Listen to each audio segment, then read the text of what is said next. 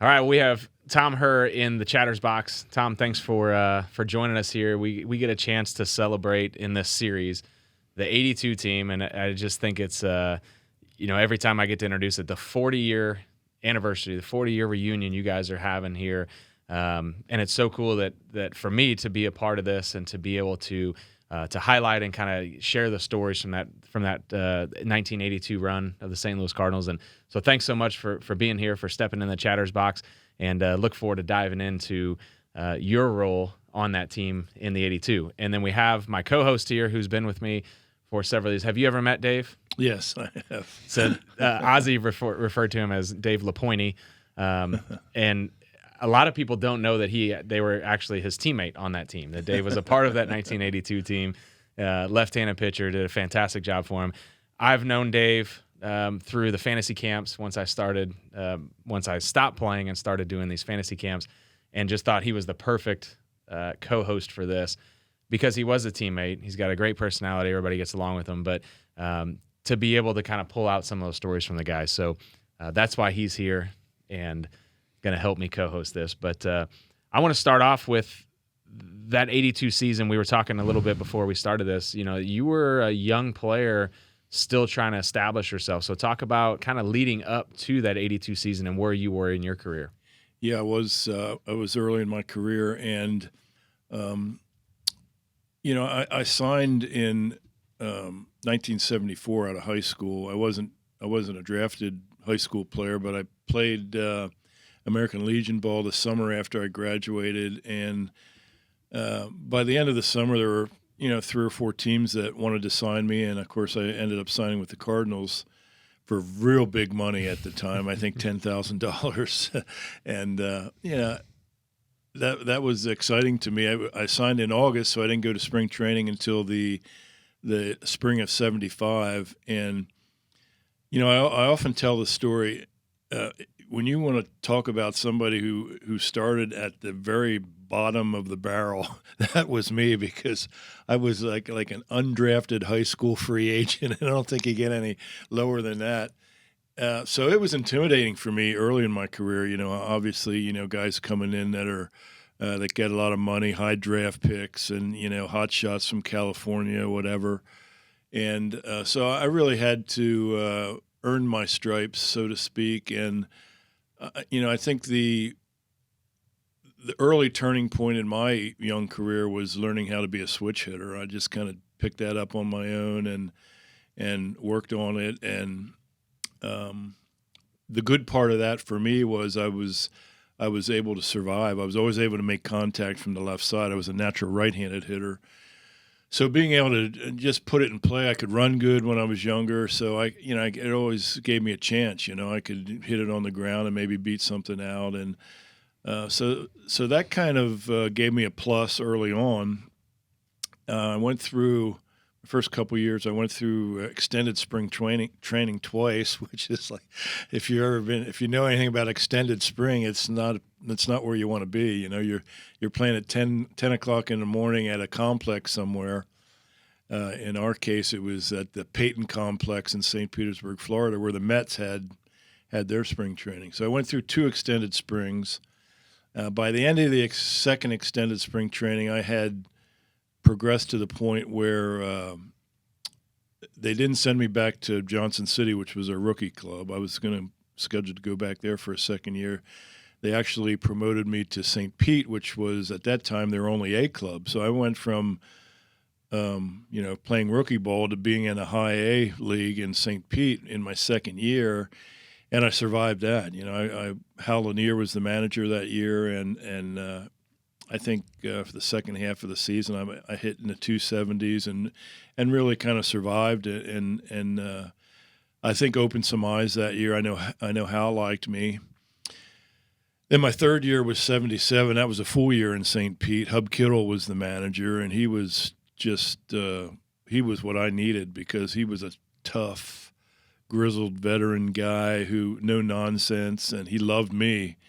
And so he was always pushing me, and he hit me lead off. I think I got 500 at bats that year and hit over 300, led the league in stolen bases, and all of a sudden I had come from like nowhere to being, one of the top 3 prospects in the organization. It was me and Terry Kennedy and Leon Durham at the time, and they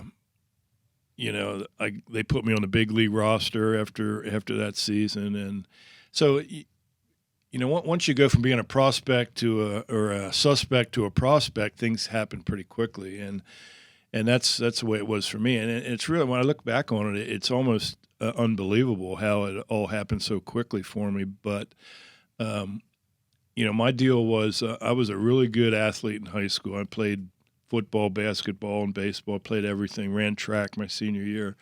So I was an athlete who, when I just got into baseball and focused all my skills on baseball, I got better really fast, and so I caught up with the guys, the Latin players and the year-round players from California and Florida. I caught up to them pretty quickly and passed them. So that was my story getting to the big leagues. I got called up late in the '79 season when Gary Templeton got hurt, and so I was up and down between '79 and '80. Whitey took over for Ken Boyer during the '80 season, and one of the first moves he made was to send me back to AAA because he goes, I have great reports on you. Everybody in the organization likes you, but you're sitting here and you need to play. So go back to AAA, play the rest of the season. We'll bring you back in September and see what you have. And that was fine with me. I did. I just wanted to play. So I went back to AAA, and again, I think Hal Lanier was managing that team, and I played great for Hal. We got into the playoffs, and I think won the American Association that year. And then Whitey started wheeling and dealing, and the '81 season he traded away just about everybody on the roster. I know that Reitz went.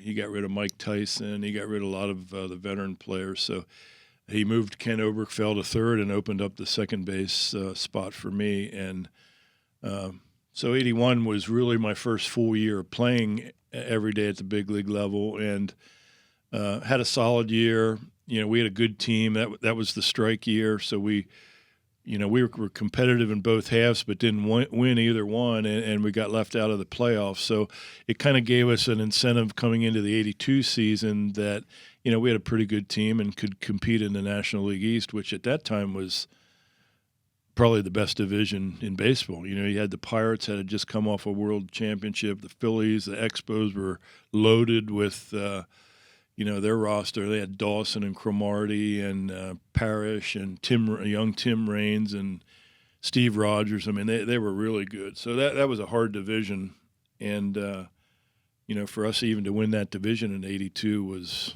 incredible, and then obviously to top it off with the World Series win was unbelievable. So when you come into '82, you got a little bit of experience. Your feet are wet a little bit, but you come into '82 knowing that you're a part of this team that's been crafted to play defense and play a certain way, right? Yeah. And is there any pressure on that? Well, not really, because that's the way I was kind of groomed to play. I knew that that was my game. Coming up through, the minor leagues, I was always a leadoff hitter. So, my approach was always to, take a lot of pitches and find a way to get on, steal bases, and so forth. And when Whitey took over, I kind of fit into his mentality because he loved speed. He liked speed on both sides, defensively and offensively, and so I was a guy that caught his eye, and it was a great lineup for me to play in because we had a good mix of veteran players and a good mix of young players. Ozzie was more established than I was at that time, but he was still early in his career, and Oberkfell was young, and Lonnie Smith was probably he's another speed guy that was in the early stages of his career. And it was just a really good mix. Yeah. The veterans, the veteran we had had on that team were unbelievable. Like the guys like Jim Cott and Gene Tennis, and guys that had been there forever and had been to the World Series and just knew what it took to, keep a team focused in the right direction every day. And these were guys that weren't playing every day, but they were the real leaders on that club. And of course Keith was there, and he was, the Mex. There's a lot of stories we can tell about the Mex, but he was another guy that those veteran players were good for him. They kept him focused and kept him, from going off the reservation too often. And was there pressure when Ozzie got there to learn how to play with him, or was it just fun the minute he got over there? Yeah, there was a lot of pressure because I was still young, and yeah, he was the big deal coming over. I was young, and we had to learn each other, and our relationship early on was not a great one. We weren't real buddies or anything, and we were kind of just our own guys, and our relationship really grew over the years to where we became friends. And close and really enjoyed playing with each other. But at that point, I was just trying to survive and trying not to make him mad. If he wanted a certain spot, I tried to give it to him there. And I always wondered about that. I mean, was that the situation on some different plays that he was more comfortable where you're going to give it to him? And well, he liked it early. Are you able to practice that as much as you want to? Yeah, he liked it early because there's so many highlights where he'll coming across the bag and he'll just hit the bag and go airborne and jump over the guy sliding. And so he liked to get it early so he could kind of maneuver around the bag already having the ball. And, when I turned to double play, I'd always like to get to the bag early and step across the bag. I would have my left foot on the bag and step to the throw wherever it was coming from with my right foot, to get out of the way of the guy sliding into second and make the pivot that way. Because obviously, back in that time, you could take the second baseman out, and there were guys in the league, the Bill Madlocks and Dave Parkers, and I mean, if you were standing on the bag, you were going into left field. They were going to knock you down, and so I learned to get in and out of there, and that's the same way Ozzie played too. He knew he had to. He would just jump over him. But he talked about, we had Ozzie on this series, and he talked about his ability to be aggressive and make those plays and shade one way or the other because his guys around him were extremely good as well defensively. Yeah. So it gave him ability to kind of have a little more range because of the guys playing to his sides there, and he talked about that allowed him to take some chances. Three of us so far on these shows have said that we think that our 82 infield was the best defensive infield of all time. And you played a long time afterwards. You see anybody? I've heard the Mets mentioned, Fonzie and those guys, but I still haven't seen it. And yeah, I don't. I would say it's. You say the Baltimore. Yeah, I would say it's up there, but I never won a Gold Glove, and I don't think Obie ever won a Gold Glove. So it's hard to say we were the best ever when you see some of the. I grew up being a Baltimore Oriole fan with Brooks and Belanger and Dave Johnson and Boog Powell, and those guys were all winning Gold Gloves every year. Yeah, but politically, that's why they won back. You were head and shoulders better than Davey Johnson as a second baseman. Yeah. But I had the misfortune of playing my whole career at the same time Sandberg did. Right. So he ran off. And Obie had Schmitty. Yeah, I don't know how many Gold Gloves Sandberg ran off, but early in my career was Manny Trio and Joe Morgan, and then Sandberg came in. So I'll put my defensive stats up against anybody, but I don't have any Gold Gloves on the mantle. But yeah, I think it was a great infield. I liked our 85. Infield too. Terry Pendleton was unbelievable at third base. He was like Ozzie at third base. That's how good he was. When your outfield wasn't bad either. That one I think Pendleton was maybe better than Obi, but there was nobody like Keith at first. Right, that's what I'm saying. Like I think I was better in '85, and Ozzie and I got better as we learned the league more, and Pendleton was really good, and Jack was very underrated as a first baseman. He was pretty good over there. Jack was a good athlete, but he wasn't Keith. I don't think there's really been anybody like Keith that ever played the position because he was so athletic. He had such a great arm. He could do things that other first basemen don't do. I know as a pitcher, it was the greatest feeling. It's a lot of teams you played on, you get a ground ball, and you're kind of waiting on the mound to hesitate. Are we going to get this double play or not? With this bunch, the ball was on the ground, and you're walking to the dugout. Mm-hmm. You don't even have to look up. It's going to happen. So what do you remember most about that 82 season? I mean, obviously the championship, but through if you look back at it as a whole, what is it that stands out about that year to you? I think getting off to a good start was good for us. We went into Houston right out of spring training, and we had Nolan Ryan waiting for us in game one, and we lit him up pretty good. I think Darryl Porter had a big game, and so that got us off on the right foot, and we were a different kind of team.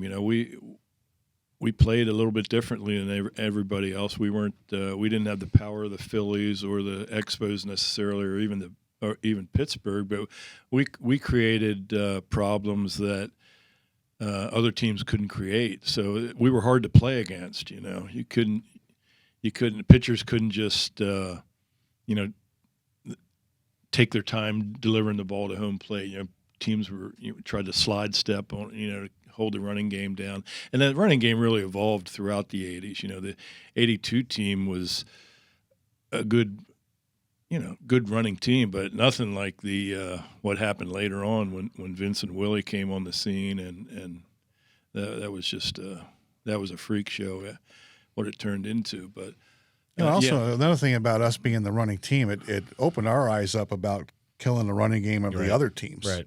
Yeah. Montreal had Reigns, and everybody had guys steal bases, so we actually had to start paying more attention to our times to the plate. As I said, Darryl wasn't the strongest arm, but he had a quick release, kind of like the Thurman Munson of the day. He could get rid of it and be pretty accurate. So we had a rule, you had to get to 1.3 or else you weren't going to be around very long. So, well, in professional sports, it's a copycat game, right? You see one team that has success, all of a sudden everybody starts paying attention. They're like, okay, why are they having success? Can we model after them? And then next thing you know, 4, 5, 6, half the league is starting to do so if you're not prepared for it. Well, then the league started changing rules. I think I watched back to the '82 season. I think me and I think Bruce. I think we balked on every pitch out of the stretch because we never came to a stop. Right. We just went. I'd slide step and get it there, and now you can't. Now I'd have trouble doing it. Yeah, I was going to mention that it's the way we played really kind of made the league alter the rules or at least enforce the rules more because that was like the one way you could slow it down a little bit. It's just not to stop, And I remember when I first came up, I was not a prolific base stealer in the minor leagues, but I was a guy. I stole 50 some one year in the minor league. So, when I came up, Lou was still here, so I would pick his brain, obviously, and that was really special for me to be able to, that Lou would even sit down and talk to me, and give me some pointers and things to look for. Because I had trouble with left-handed pitchers. I was never as comfortable running on a left-hander as I was with a right-hander. And part of it is that they're looking right at you. They think they can read your mind when they can't. But I had he gave me some pointers. Things to look at on against left-handed pitching. And my first couple of years, I was all over the lineup. I hit the second a lot, but I also, if I'd scuffle a little bit, I'd move down and hit sixth or seventh or even eighth sometimes. So I was moving around the lineup, kind of getting a feel. I think that was good for me to hit in different parts of the lineup. And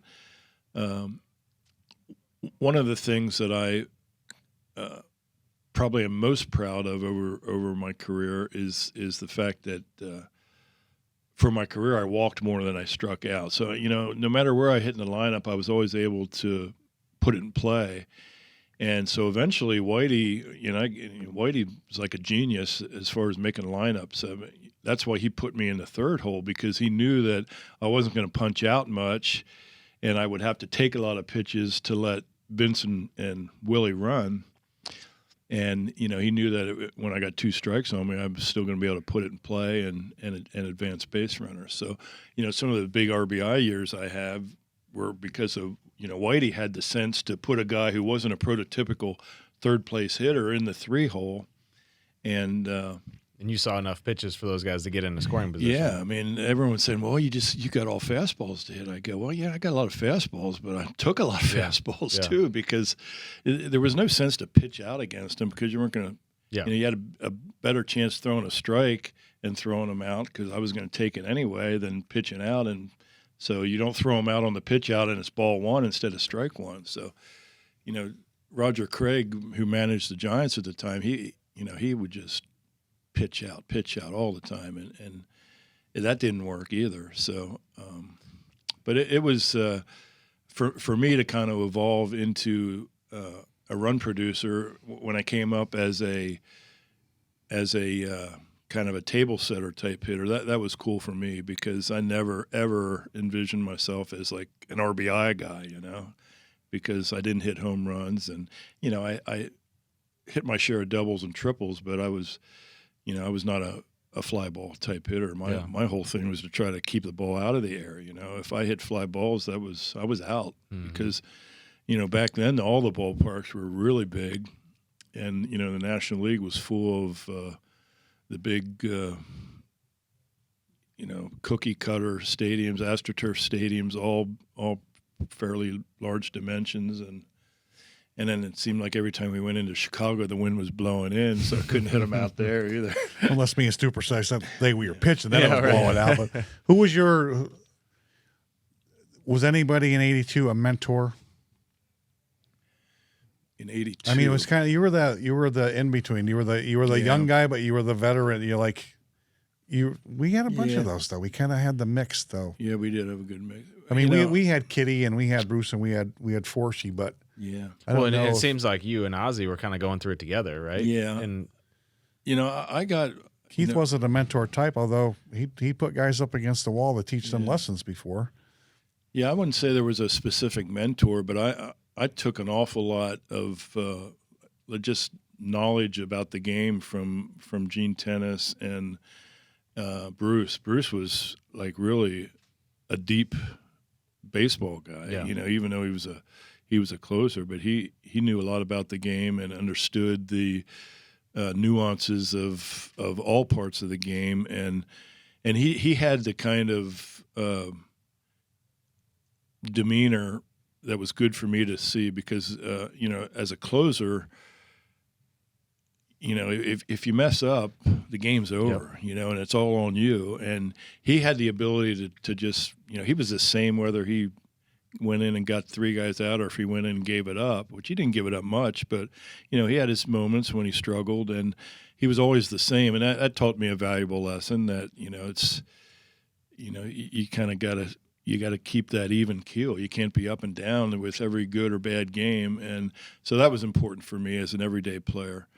And these were the days when you were an everyday player, you were an everyday player. It's not like it is today where they consider an everyday player maybe a guy that plays 130 games. Right. I mean, think about that when he said though that the whole team was like that. Yeah. Like Tennis had a temper at times, and Andujar had a temper at times, but pretty much everybody else was. I don't know. I think kind of like we were always learning, trying to read everything and not getting too upset at too much. When you had a lot of guys fighting for their lives, right? I mean, you got young guys that are trying to stay there, trying to establish themselves and. Well, George said one time, he goes, "The greatest thing that ever happened to you guys is you win a championship your rookie season, because that's how you think baseball is played. Right. You have never seen anybody else." And man, when I got traded to the Giants, I learned there was another end of the spectrum on that, but. Yeah, he goes, this is the way you think it's played, and this is the way you're going to play it the rest of your life. Right. And that's a pretty good lesson. I want to touch on something you said. You picked Lou Brock's brain on base stealing against lefties. What were some of those things that he told you on that? most of what he looked for was like just a weight transfer. He would say that left-handers, they always had to, however subtle it might be, they always had to, start with, get their weight on their left side before they could, push off to go home. So, he showed me ways to look for that, whether it was just a slight knee flex or a lean or something like that. And my focus usually with left-handers was I would watch their face, and if they'd look at me, I'd jump back to first base. Well, he said, most left-handers are, when they look at you, they throw home. When they look home, they throw to first. He said that's a good place to start. So, I mean little stuff like that. But I can honestly say throughout my career, I never really got comfortable against left-handers. I remember Carlton picked me off in Philadelphia on a 3-0 count, I think. And I didn't want to go back to the dugout after that one because Whitey's like, what are you doing? And he's not going anywhere. It's like, but Carlton had a balk move, so that was my mistake. I said he balked right. Lou pulled me aside, and there's another great thing. We could ask Lou Brock things, and anybody in the Cardinals system were great guys, but he, the way Lou talked, he was young. The best move I ever saw from a left-hander was the move I never saw from a left-hander. He said, if you never throw over there, I got nothing to jump on. He said, I'm still guessing you got a good move. So if you never throw over, you're probably going to have more success than if you do. And I said, well, that makes things a lot easier. Yeah. I'm not going to pick off, but I'm going to go with a slide step. So I should be okay. Yeah. Well, it was an unbelievable run that you got to be a part of, and appreciate your time here and stepping in the Chatter's box and sharing it with our listeners. And I'm just excited for you guys. You get to have your 40th reunion. I said in the other one, we got to have our 10th last year. I was a part of the 2011 championship team, and I know how cool that was, and I can't imagine 30 years from now us getting together back in that room and sharing those stories. And for us, it was like we just went on a road trip and came back, and when we picked right back up, and so I can only imagine how much fun you guys are going to have, and Cardinal Nation is going to have fun celebrating you guys. So thank you so much for being a part of this and sharing those stories and contributing to this series here on the Chatter's Box. All right, thank you.